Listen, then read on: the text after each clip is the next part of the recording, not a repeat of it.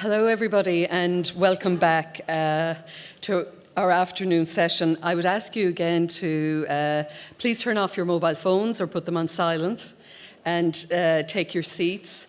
Our afternoon session today begins with a keynote address from Dr. Bill Kissane of the London School of Economics. The chair for this session is Dr. Richard McElligott of Dundalk Institute of Technology. Thank you.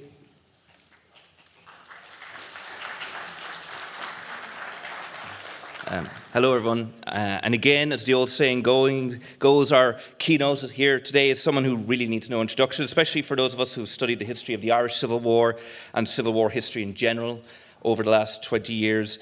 Dr. Bill Kissane, he received his BA and MA in Trinity College Dublin before moving to London to complete his PhD in the London School of Economics. Today he holds the role of Associate Professor in Politics in the London School of Economics. He has a particular research interest in Civil War history and post-conflict reconstruction. And of course, as many of you would know, he has published several acclaimed works on the topic, including The Politics of the Irish Civil War, which was produced by the Oxford University Press in 2005. In 2014, he wrote After Civil War, Division, Reconstruction and Reconciliation in Contemporary Europe, that was published by the University of Pennsylvania Press. And his most recent book, in 2016, was Nations Torn Asunder, The Challenge of Civil War, again with Oxford University Press. Dr. Kissane's keynote address for us today is entitled The Geography of the Civil War, Kerry and Beyond, and I am really looking forward to it. So take it away, Dr. Kissane.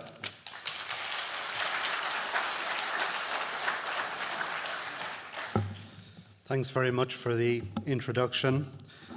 It's a great privilege to be here. I thank Owen, Bridget and Mary for the invitation to come over from London to speak at this conference. As it's just been said, I published a book in 2005 called The Politics of the Irish Civil War. After 13 years, I must say it's nice to come back into fashion. If I'm writing a book at the moment, I think I can target 2040 for another busy year. But in terms of the way I approached the Irish Civil War in 2005, the politics of the Civil War invariably raised questions of the treaty, constitutional issues, relations with Britain, and particularly the personalities of Eamon de Valera and Michael Collins. And because of these dominant personalities and the fact that they weren't really very different in terms of how they saw the world, very often the Irish Civil War has been seen through a very personal prism as a conflict that was fought between people who were close, personally close to each other, and written maybe in a way that is a little bit top-down. So to give you an example, if you went to the National Library in Dublin and you typed in titles with Eamon de Valera in it and titles with Michael Collins in it, you'd get over 400 titles. Really amazing, as if the way we should understand our Civil War is through the medium of biography, primarily. Now, my book was called The Politics of the Irish Civil War, but as you can see, the title of my talk is called The Geography of the Irish Civil War, and nothing could be less personal, more impersonal than geography.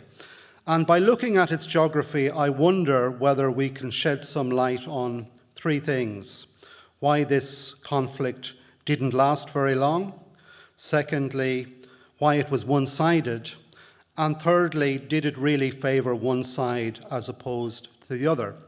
Now, I wouldn't say geography in itself explains all of these things, but in combination, it might explain something. And in this lecture, I will make the case.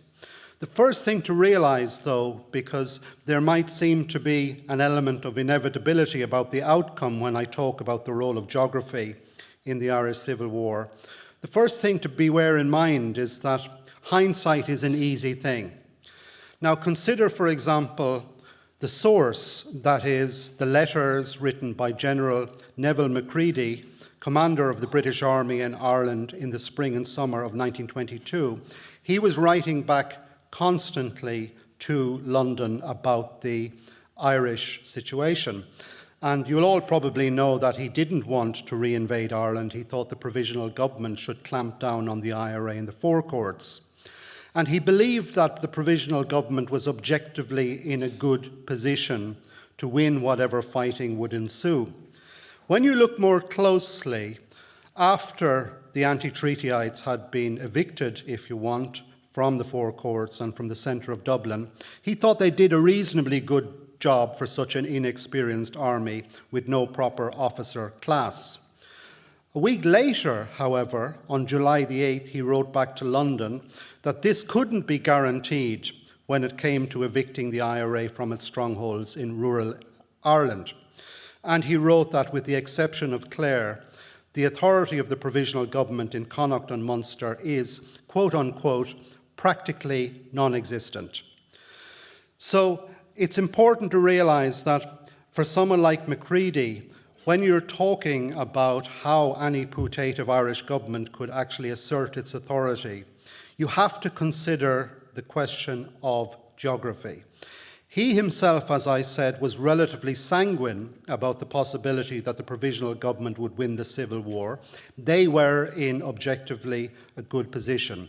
I agree with that, and with some qualification, I'll make that case with the lecture. Now, firstly, when we talk about geography, what is geography? I'll talk about geography in a number of ways in this lecture. The first way we can think of geography, even when you're driving around Kerry, is geography is something like a lake or a mountain, something that is relatively permanent, an unchanging aspect of the physical environment. Now, from this perspective, we can look at Ireland, and we can look at this particular map. You can see, of course, that John Dorney this morning produced a map that I have to confess was aesthetically more pleasing than the one I'm showing, but that doesn't mean mine one won't be equally informative. Now, what would you say about this particular map from the point of view of politics? A number of things stand out. Firstly, the historical prominence of Dublin as a capital, which went back to medieval times. Secondly, you would say the small size of the state. If you were in Athlone in 1922, the distance to Dublin would be less than 70 miles. The distance to Cork would be just over 100 miles. To Donegal on the coast, 86 miles. To Galway, only 47 miles. So these are, for a government that was soon to command the centre of the country, small distance over which they would have to project power. So the small size of the state is important. Then you had, which is not shown on the map, across the Midlands in Ireland from Dublin to Galway, military installations, barracks, jails, Beggar's Bush Barracks in Dublin, Mountjoy Jail, Portobello Barracks, then in the Midlands, the Currow and Athlone, and then, of course, you had the base in Tuam in Galway. So there already was, when the Civil War began, a chain of military installations in the centre of the country on the basis of which the provisional government could hope to dominate the country. And then we had, of course, the border that is there with Northern Ireland, which is still here today. And of course, this was a relatively secure border for two reasons, I think. Firstly, most IRA men who left Northern Ireland between 1920 and 1922 opted to support the Free State, and many of them became part of the officer class. And secondly, of course, by the second week of August 1922, there was peace agreed between the provisional government in Dublin and their northern counterparts in Belfast. So the border was important, I suppose, for those reasons. From the IRA's point of view, of course, it meant that there was no sanctuary beyond the border. So if they were going to survive in the guerrilla phase of the Civil War, they wouldn't be able to use Northern Ireland in any territorial way. So the first thing I want to say, and I should admit here, because some of this might seem a little bit technical and too impersonal to you, I am by training a political scientist. I do a lot of historical work, but I'm not really a historian. And political scientists probably use language and think of things a little bit differently to historians. And so what I'm essentially looking at are, what are the objective characteristics of the Irish Free State that might explain the type of questions I discussed when I introduced my talk? But I do believe these factors favoured the provisional government, and the National Army. So to take, for example, the size of the state, the Irish Free State as a territory was big enough for the IRA to stage a controlled retreat to Connacht and Munster in the summer of 1922, but it was not so big that they could keep themselves beyond the reach of the state for very long. What they had to do, and I think John Dorney mentioned this in his presentation today, was to think of a military strategy that wasn't about gaining territory. They couldn't hold territory because they hadn't sufficient weaponry. How did they keep themselves beyond the state? They formed themselves into flying columns and waged guerrilla war. What they couldn't do is exploit the territory of the state in such a way that they could develop alternative power centres, develop relations with a supportive population, tax people and so forth, generate resources for their military campaign. Their main tactic was to make the country ungovernable. By destroying its physical infrastructure and transport links, they hoped to basically wear down the provisional government. And I think this was really something that was taken very seriously. I think it was a main part of their insurgency. And even in the part of Ireland I'm from, which is Wexford, I was watching recently on the web a study that was done by a group of archaeologists, and you probably know that Wexford was more active in the Civil War than it had been in the War of Independence. And when I looked at these archaeological maps, it was really amazing how lethally destructive a small IRA based in South County Wexford was in the course of the Civil War. I think they destroyed something like 60 bridges. But it could have been the same here. And to give you an example of that about Kerry, I came across just by accident a few weeks ago an article that was written on the 25th of January 1923 called "Deadly Attacks on the Irish Railway." And it said, a large force of Republicans invaded Castlemaine, County Kerry, at 8 o'clock yesterday morning and laid siege to the military post. The attack lasted for 2 hours but was eventually beaten off. The Republicans burnt the railway station and blew up the bridge over the River Main, thus isolating Milltown, Killorglin, and the whole area as far as Cathersiveen from Tralee, the food distributing centre for the neighbourhood.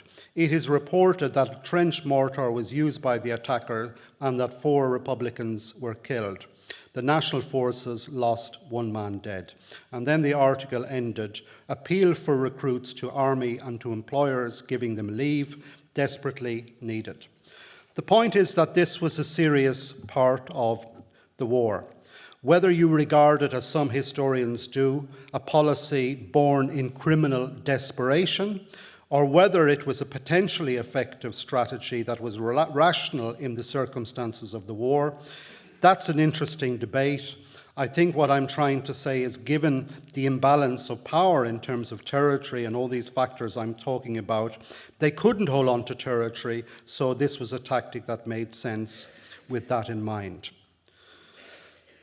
Now, a second perspective on territory is to see geography not as a fixed thing, but as a resource that can be manipulated by actors in the course of a war. And this is a perspective that I think people in the Irish Army themselves would be happy with. And they would believe that the Irish Army in the Civil War had certain advantages vis-à-vis its opponents. It was armed by Britain, for example, but they can also take credit for having exploited these advantages. And the classic example is, of course, the naval landings which took place in the early weeks of the conventional Civil War. This is represented on the map, and you can see that line going from Limerick in the west all the way to Waterford, and then below that in Cork, Kerry, and then further north, you can see the places by which Emmett Dalton got the National Army to land by sea. And this, of course, was a classic counter-manoeuvre that was proven very, very successful at the time. And it had a number of consequences because it was an alternative, firstly, to facing up to the IRA, where the IRA was strongest. Secondly, It broke up lines of communication between IRA brigades in the southwest, in the west, and in the northwest. Thirdly, it effectively forced the IRA to fall back on guerrilla war, and Liam Lynch on the 19th of August more or less ordered them to do so. They were doing it anyway. And lastly, it gave the opportunity for the National Army to do what was really crucial in a territorial sense, which is dominate territory. Now, the important thing about the domination of territory is not necessarily militarily. What I think mattered is that it gave a huge advantage to the provisional government and the army in the information war they were waging against the IRA. Now, you probably all know that the provisional government had the strong backing of the Catholic Church. You also know that the national newspapers, for the most part, were censored, but also strong supporters in any case. Insofar as we can read into the 1922 election, there wasn't strong electoral support for the anti-Republican position, so the information war was already tilted in the direction, in the favour of the provisional government. But nonetheless, territorial dominance was very important, because if you imagine what it was actually like in the context of, let's say, September, October, November 1922, the National Army was in control of most of the urban centres and towns in the state. This meant that the IRA were essentially living in rural Ireland, on the run. They may occasionally come to a town to make raids for provisions and goods, but in that context it became very easy for the provisional government to represent itself as the protector of life and property, as the power that would return the country to normality, and also to represent the IRA as essentially a group of people that were irresponsible, unrepresentative, and through this collapse or this attack on the infrastructure, an organisation that was in a way waging a war on its own country. And I think this information war, I mean, you'll all be familiar with this term irregular, the way in which the Dublin government, but also the media, referred to the IRA throughout the Civil War as the irregulars. They also referred to them as mutineers, they referred to them as anarchists and criminals. There was this process of othering taking place.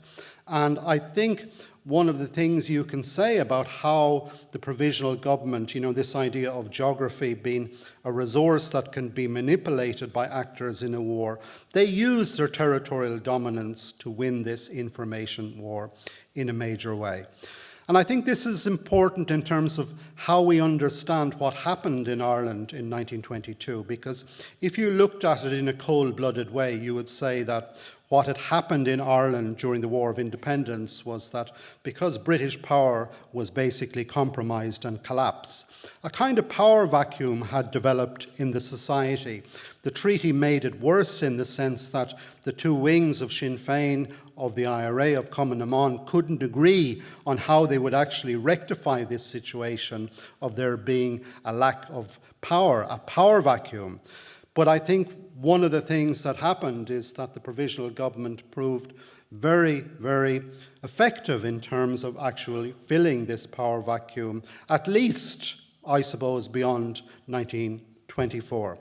But what I mean about this being very important is that it has a bearing on how we see the Civil War. Do we see the Civil War in the sense that Brendan Clifford said it was in a pamphlet, as the conflict that forms the state?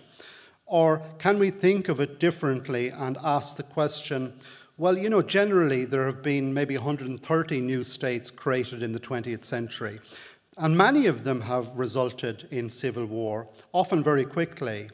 So the question is, what is it about these new states? What is it that happens when a new state is formed? And one kind of typical political science answer is to say, well, a state must emerge, and if a state doesn't emerge, you're going to have a disaster.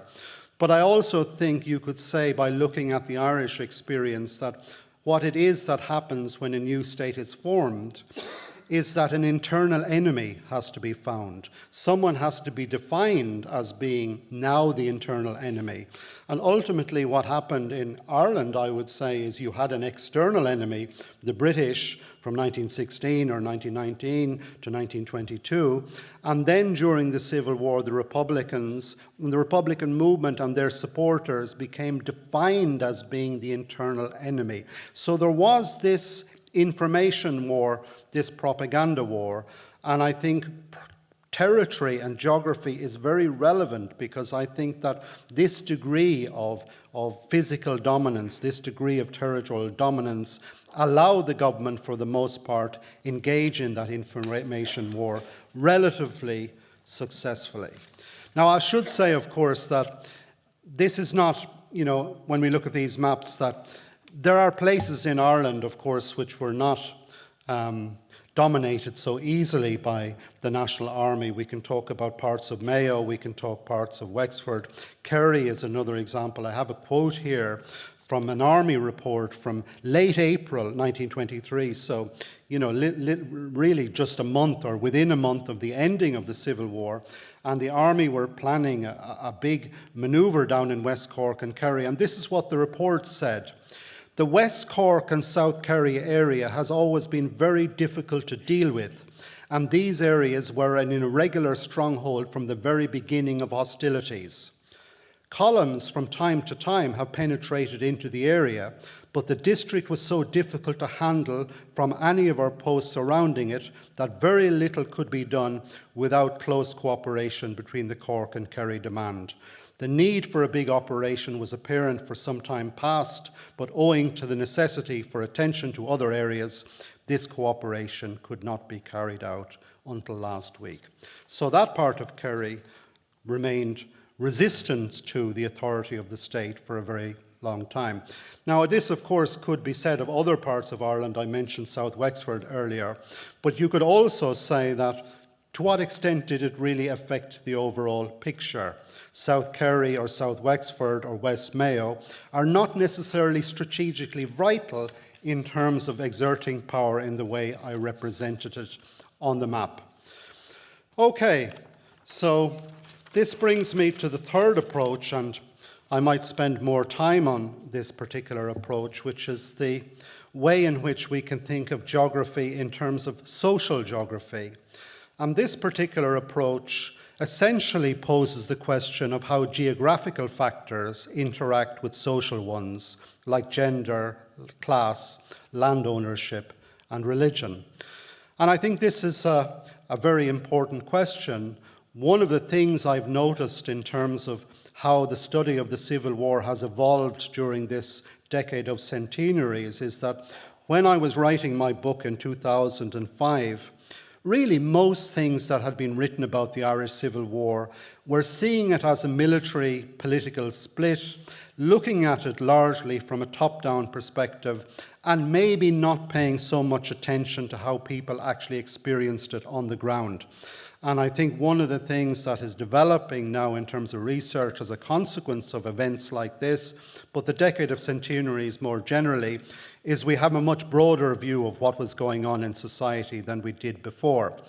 Now, one of the things I think this is important for is that we have to consider, going back to 1922, that a new state was being formed, but there was a great anxiety at the top as to whether the new state would succeed. There was anxiety about the virtues of the public. Were they democratic? Were they respecting of law and order? Would they pay their taxes? And the anxiety this took was, as a concrete object of anxiety, the fear of social revolution. And I think this is something that both the British government, who were interested in Ireland during the Civil War, and also the Dublin government, the provisional government, shared. Now, to give you an example of this, because I think this anxiety about the fear of the social fabric disravelling, it was very much projected onto rural Ireland. And a classic example of this is a letter written by Samuel Hoare, a member of the House of Commons, 21st of September 1922. He was acting as an unofficial advisor on Irish affairs to the Cabinet.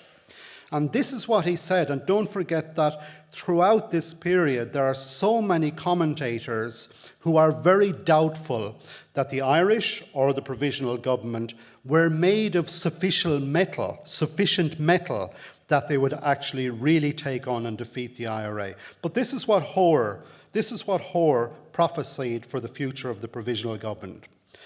But if the provisional government is to be a real government, its writ must run outside the boundaries of the capital.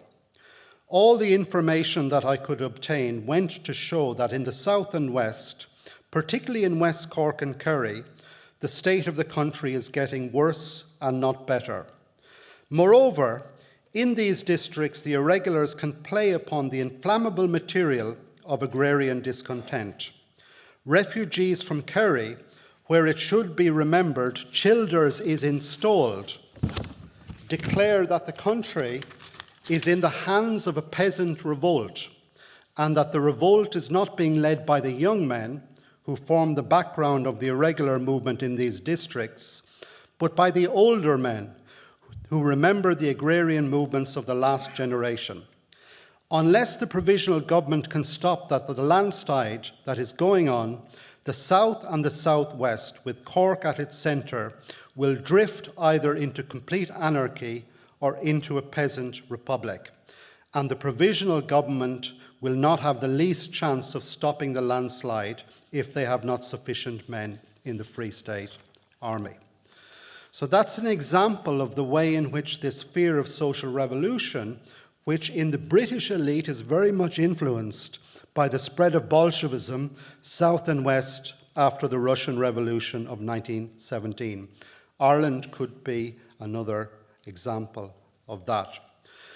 The provisional government, of course, are known as the pro-treaty government. But you must remember that the pro-treaty cause had essentially three elements during the Civil War. There was the idea that the treaty itself was a damn good bargain, a stepping stone to greater freedom, potentially reconciliation with Northern Ireland, the Boundary Commission, and so forth.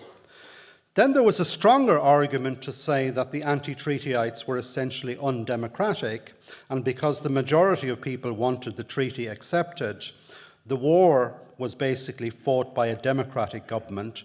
The cause of the treaty and the cause of Irish democracy were equivalent. But there's a third aspect of this which is very important, which is this fear of social revolution.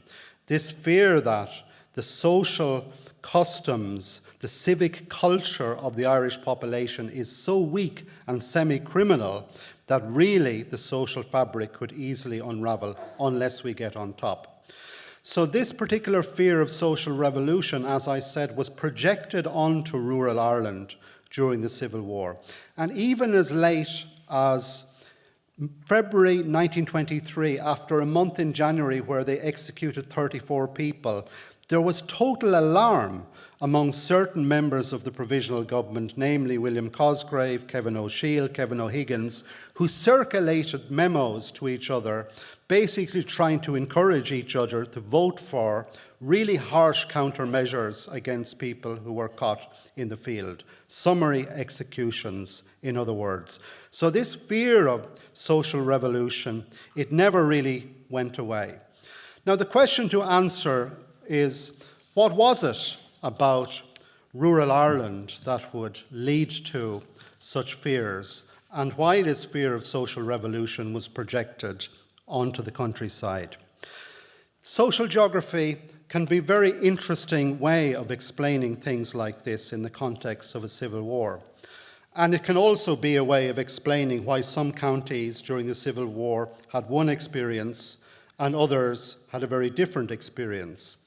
And the first person to apply this perspective to Ireland and its revolution was actually a German sociologist called Erhard Rump, who later published a book called Nationalism and Socialism in 20th Century Ireland. Originally, it was just a PhD done in German. It's a really nice book, and it has a lot of maps. This is not exactly a map I've taken from Rump, but it's a similar type of map. And you can see on this map that almost all the counties that are along the Atlantic seaboard, most of the counties that you would consider in the west of Ireland, have, in the darkly shaded areas, in 1923, when there was an election in August after the Civil War, the Republican vote is over a third in all of them.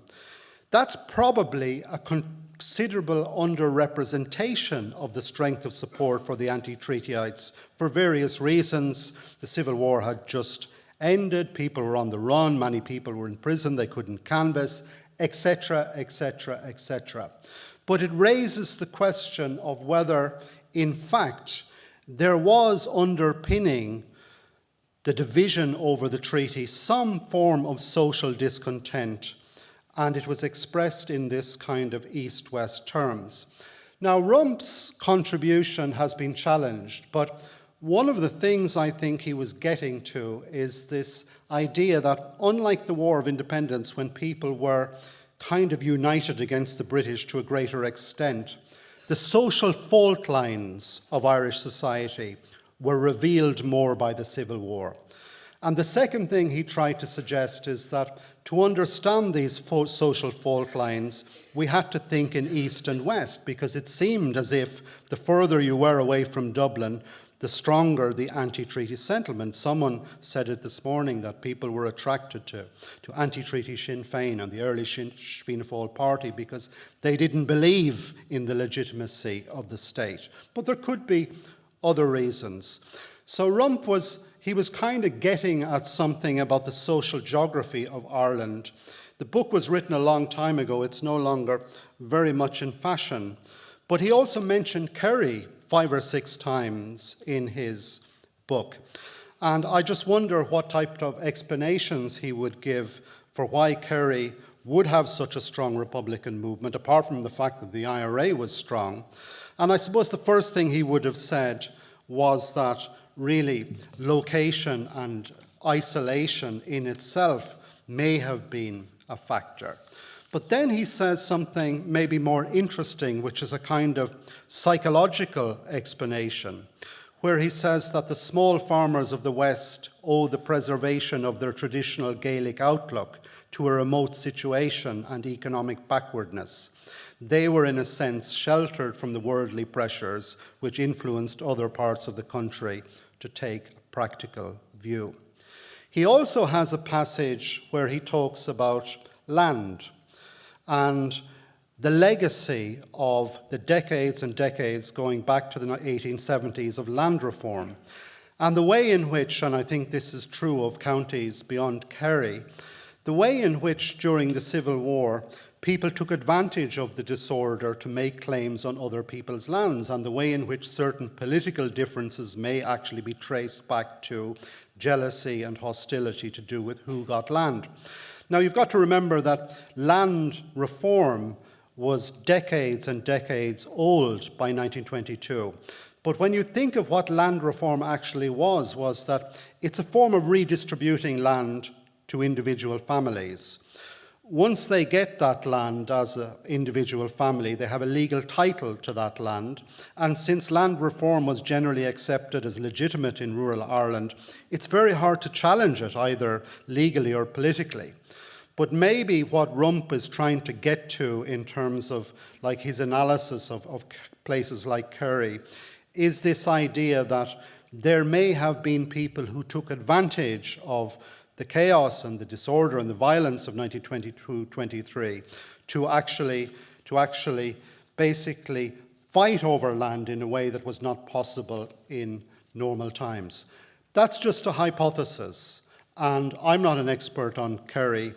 I'm talking about geography, and this is one way in which social geographers would explain what happened in Ireland and try and explain this distribution of electoral support which you see on the screen.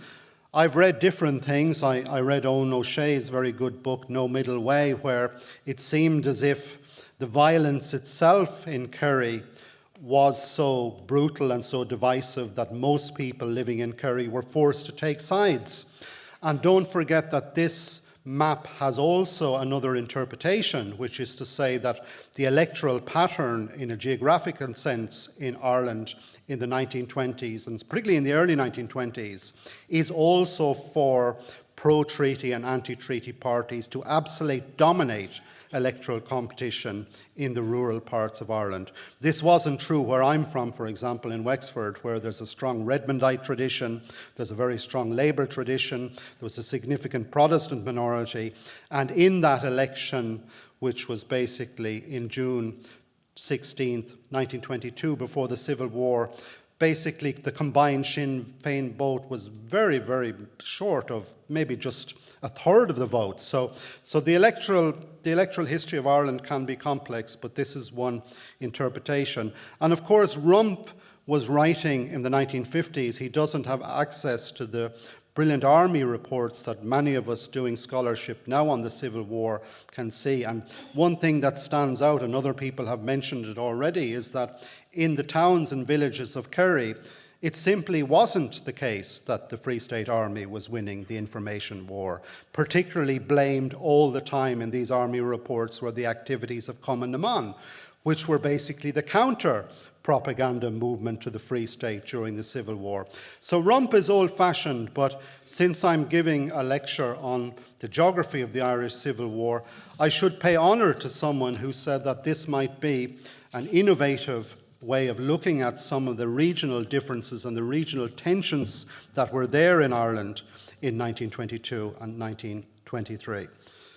So, in terms of concluding, all I want to say is, in terms of geography, is that normally when people talk about geography and the Irish Civil War, people comment on the limited opportunities provided by the terrain for any sustained insurgency. I agree with that, but we also have to consider the other factor, which is whether the geography of Ireland facilitated and enabled the successful expansion of the state and its broadcasting of its own power over space in 1922 and 1923. Liam Lynch, as we've heard earlier, was the Chief of Staff of the IRA, and he was very much concerned with the railway system. And again, in a communication from December 1922 to Kerry 1st Brigade, he noted that the army, because it could use the railways, was able to move troops around in large numbers very quickly. The IRA couldn't do that. They were stuck in their local areas. So what he was saying was to the Kerry 1st Brigade, really, we need to destroy the railway struck and the railways within a 50-mile radius of Dublin. This revealing comment he made is that is the enemy's principal base. And on that basis, they expanded and broadcast their own power. The second thing is more something that is relevant to my own discipline of political science, because you probably know that in the United States, political science, the army, the government in Washington, they all tend to address the same problems and address the same solutions. And of course, they have to consider the evidence provided by Afghanistan, what is happening to Assad in Syria, the disaster when they invaded Iraq, ongoing conflicts in places like Libya, and then, of course, Vietnam, where they got bogged down in a counterinsurgency operation which they couldn't win. They also, I think a lot about geography when it comes to conflict, because ultimately what's happened is they've ended up in places that are easy to occupy in a superficial way, but the insurgency always has time and space on its hand, and for the most part, counterinsurgency has failed. It didn't fail in Ireland, it succeeded almost hand down. It may have alienated a lot of people, but it did succeed. And so in political science, when we're talking about civil war, because so many civil wars take the form of long-term insurgency, You know, think of a country like Mozambique in the 1970s when it became independent. Civil war began the next year. It lasted 15 years. It was horrific. Or consider a country like the Sudan that has been in perpetual civil war since the 1960s. Basically, the conditions favouring insurgency in those parts of the world also favoured civil war, and they've suffered accordingly. In Ireland, I would argue because of the small size of the state, essentially, and also because in the west of Ireland, it's not a natural, compact periphery. Someone said earlier today, you can't call the kingdom part of the periphery, but I'm a political scientist, this is the language we use. Then there is the third conclusion, which is one thing I want to say, because I talked about how I had written a book called The Politics of the Irish Civil War, and now I'm giving a lecture about the geography of the Irish Civil War. You can't really separate the two. Consider the question in the spring of 1922 of what Britain would have done if Michael Collins had gone over to De Valera's side. The British did not trust Collins. They didn't hate Collins, they hated De Valera, but they didn't trust Collins. And so they had to make exigency plans for how they would deal with Ireland if this treaty process broke down. In March 1922, a technical subcommittee of the Cabinet was asked to consider three scenarios. One was economic boycott. Two was economic blockade. And three was economic blockade accompanied by occupation of Dublin and certain cities. What the British were more likely to do was the latter.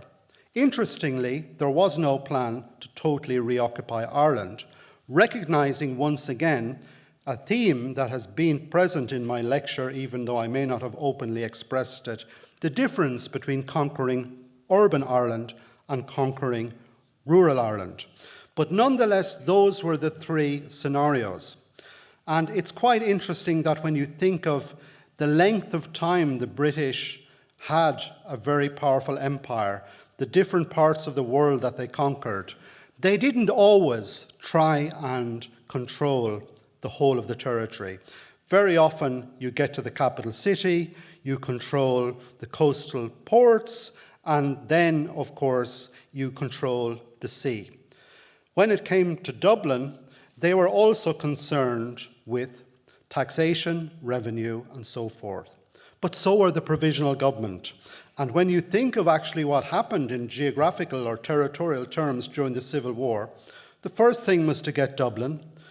The second thing was to use the sea to your advantage. And the third thing was to get control of all the towns and cities in the county, from which, of course, you could use your transport connections, you could collect taxation, and you could encourage trade. So in that sense, in terms of the geography of the Civil War, at least in terms of how the initial approach took place, the British and the Irish were largely on the same page. Thanks very much.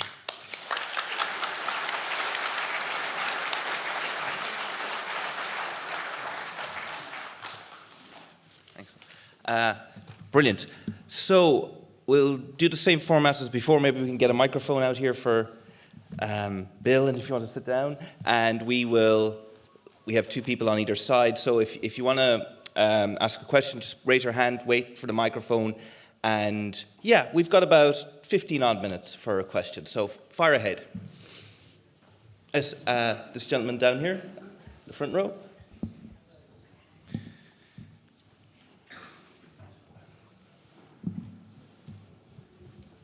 Thank you. That was excellent, actually. Just, I'm interested in what impact or what role did the voting system, single transferable vote, as opposed to the first past the post system, you know, the them and us, play in, I suppose, the successful continuation of the Irish Free State up to now, the 100 years of democracy, you know, and not going back into the violence that a them and us system actually portrays or carries on. Thank you.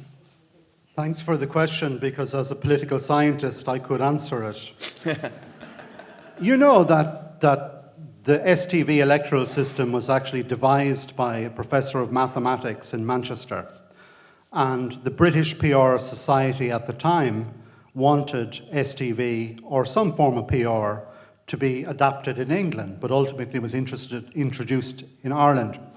The first consequence we can see in terms of the Civil War, that in June 16th, 1922, rather than having two sides, you had 40% of the first preference vote going to Labour, Farmers, Independent Party. So it showed there was a pluralism in the society which was very, very strong. The second thing which people don't talk about, everyone will tell you that, oh, the pro-treatyites got 78% of the vote. This is kind of true if you include Labour, Farmers as pro-treaty votes. What it doesn't tell you is, what did people who are using the system we use nowadays, STV, where you can list and rank your preferences, how did they rank their preferences? And there's an interesting article by Michael Gallagher, who was a former professor in Trinity College Dublin, who did this research and showed that many anti-treaty voters were listing second and third preference votes for the pro-treatyites and vice versa. Maybe the vast majority of Sinn Féin voters didn't break the pact. So in that sense, that was a vote for peace. That was the mandate for a civil war, if you interpret the second order, third order preferences. And then, of course, you had the situation which evolved then in the 1920s and 30s, where De Valera came to power. And for some reason, despite the fact that Fianna Fáil were in a majority, he didn't take the opportunity in 1937 to switch back to the British system, even though, if he had done so, Fianna Fáil would have been in power practically permanently. So I think I agree with you that the STV system has served us very well. There was a referendum in the 50s, there was a referendum in the 60s on reverting back to the British system. That was defeated by the electorate, a very well-informed vote. And the last point I would make is, because I'm living in the UK and I'm seeing what's going on with the politics there, that's not majority rule. That's a party that got a big minority, a plurality, converted into a majority of seats in the House of Commons, but a minority of a minority is actually running the country. So I think, like most small European democracies, we have an electoral system that we should be proud of. Well said. Anyone else? Well, can I take this opportunity? It's always great to be the, to be the presenter for the keynote. Bill, look, your work has looked at Ireland, but you've looked at civil wars in general, globally.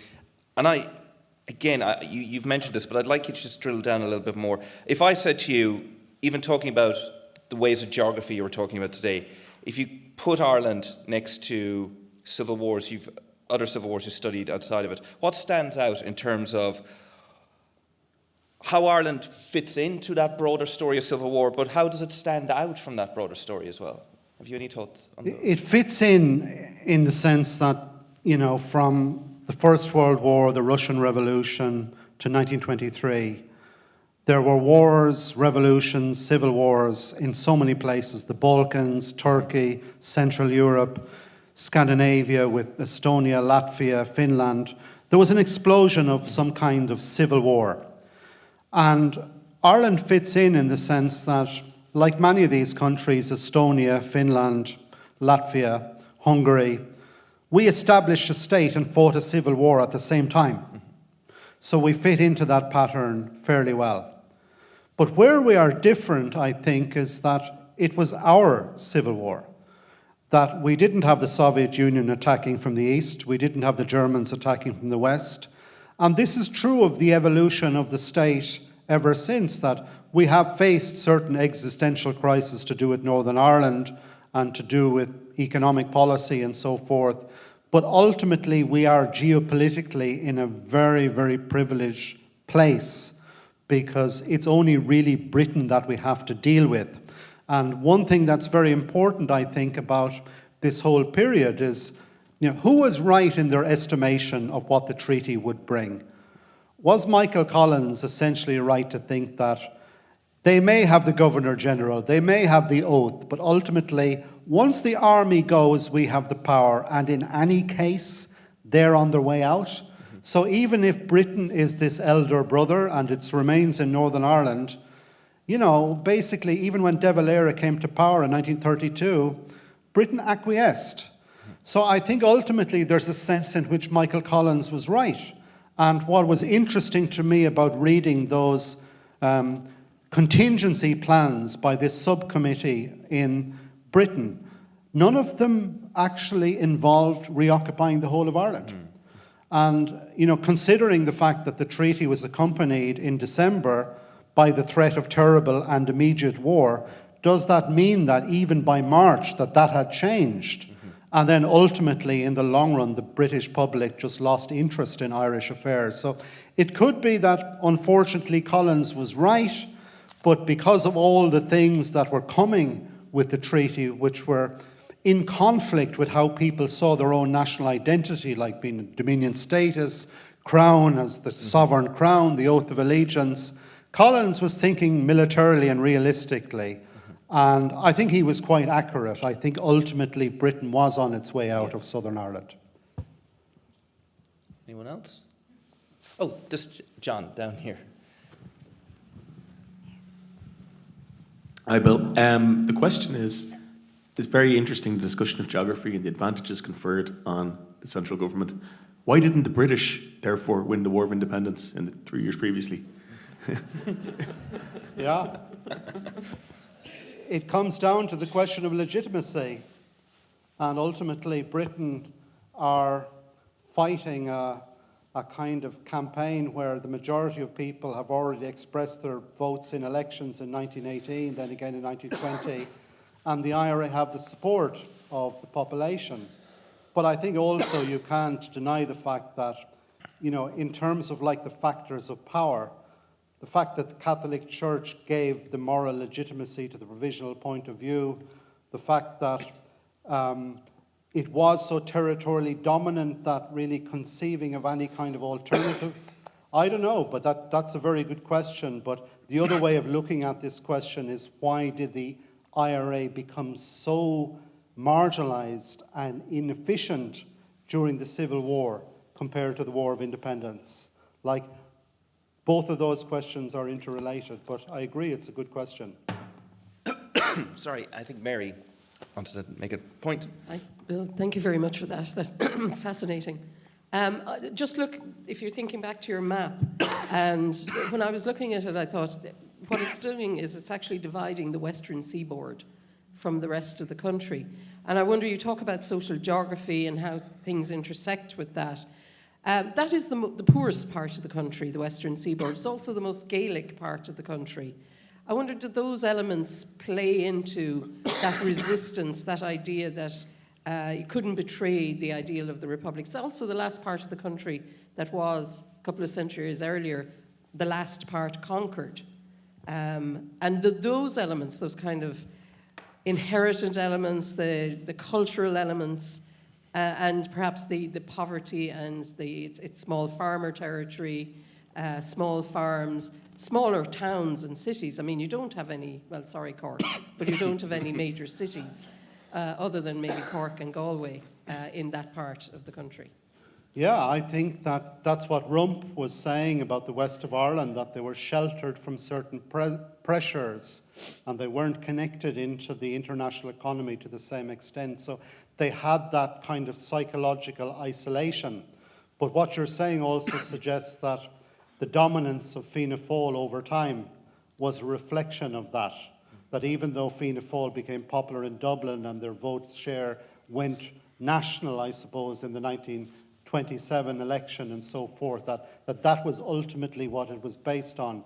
And I remember, because Fianna Fáil, when they came to power in 1932, were quite willing to do things radically in economic policy. But then, you know, when you think of the 1937 Constitution and where they were in 1938, where they were using Red Scare tactics against the Labour Party, they were able to shift from the supposed left to the kind of conservative right, but they still had the support. And one of the things in political science I find quite interesting and maybe even persuasive is that there's a UCD political scientist, Richard Sennett, who said that, that the fact that people didn't compromise strengthened their identity over time. The fact that they were defeated meant that they could appeal to that constituency with more conviction. Whereas if you have compromised and if you have bought into a set of symbols that are not particularly Irish, it's very hard to make that kind of appeal in the same way. So it seems as if what you're saying is that a certain kind of Irishness was in the air in the west of Ireland, and it had a material underpinning, but it was also a psychological thing. And even if you look at some of these Ryerk documentaries that were made in the 1960s and 70s about people from the west of Ireland who are emigrating to England, and how many of them wanted to go back to Ireland to raise their families in the conditions that they themselves had reared, it's a very enduring kind of way of thinking, I think. So do you think there is an element of modernists versus traditionalists to an extent in the Civil War divide? Well, I mean, I think the modernism, I mean, Diarmaid Ferriter was talking about last night how the provisional government created a very centralised state, and there's no doubt in my mind that for certain members of the provisional government, they saw the treaty and they saw the opportunity in the treaty to start reconstructing the economy and basically bringing business back to urban Ireland. So I think that was there, whether you call it modernism or not. What it requires is a centralised state. And I wouldn't say the IRA were anarchists, but I must say that the way in which the local traditions of the IRA kicked in certain places, they behaved very much like anarchists would like an insurgency to behave. And they tried to destroy the functioning state. So I wouldn't say it was modernist versus traditionalist, but I would say that if you think of any new state, I mean, if you talk about developing education or talking about economic development or protecting your borders, you're going to want a strong state. And whether the people who signed the treaty had that imperative before they signed the treaty or they just stepped into that responsibility, that's ultimately what they did. And that is a very modern response to a civil war situation. That's as good a point as any, right on time to finish. Can we thank again Dr. Bill Kissane?